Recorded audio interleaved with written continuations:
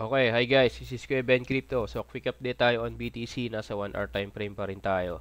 So, kaninang umaga, di ba, nag-update tayo na yung market is nasa under ng 93.6 tsaka 92.8. So, dito, inaantay natin kung ano yung makukuha. Dito, nakita natin na possible makuha yung 93.6. So, nag-trigger tayo ng,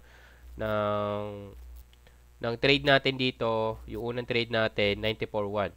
94.150. Nag-trigger tayo dito.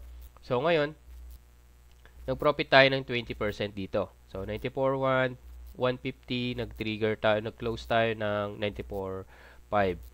Tapos, nakita natin, possible ma-break ulit si 94.4. Diba? Na-break naman si 94.4. So, nag-trade din tayo dito for 94.6. Nag-long naman tayo dito.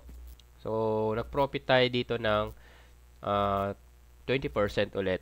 So, dito naman, yung pangalawang ano natin, pangatlong trade natin, is, ang nangyari, na-late tayo ng pasok. Bakit? So, dapat, nung nakita ko na makukuha na yung,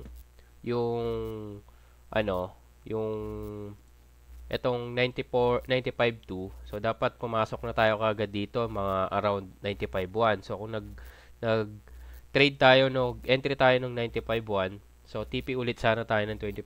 So, ayun yung pinapractice natin dito. So, check natin kung possible ba umangat. Kapag possible umangat, short na kagad. Ay, ano agad tayo? Pasok na kagad sa entry. So, kung nag-95.1 ako dito, profit sana ako ng 95.480. So, inabot ng market kanina is 95.5. So, profit sana, which is okay lang naman. Lesson pa rin naman sa atin yon. So, ngayon, na-short tayo, di ba? So, possible bumaba. Ang taas yung volume eh. Possible bumaba, nag-trade ulit tayo dito. So, nag-trade ako, pumasok ulit ako ng 94.6. So, nag-short ako dito. So, possible makuha si 94.6 kasi mataas yung volume. So, ito na yan. So, currently, nasa, ano na tayo? Nasa ilang percent na eh. So, malapit na natin makuha yan. So, yun lang. Quick update lang on BTC. Kung mapapansin nyo, binabalik-balikan yung mga support and resistance, yung resistance natin. So, ang ginagawa ko dito, for example, yung market nasa 95.5, tapos pababa siya. Ang ginagawa kong support is yung na-break na resistance. So, pwede ko naman gawin yon. Kasi usually, nangyayari yon.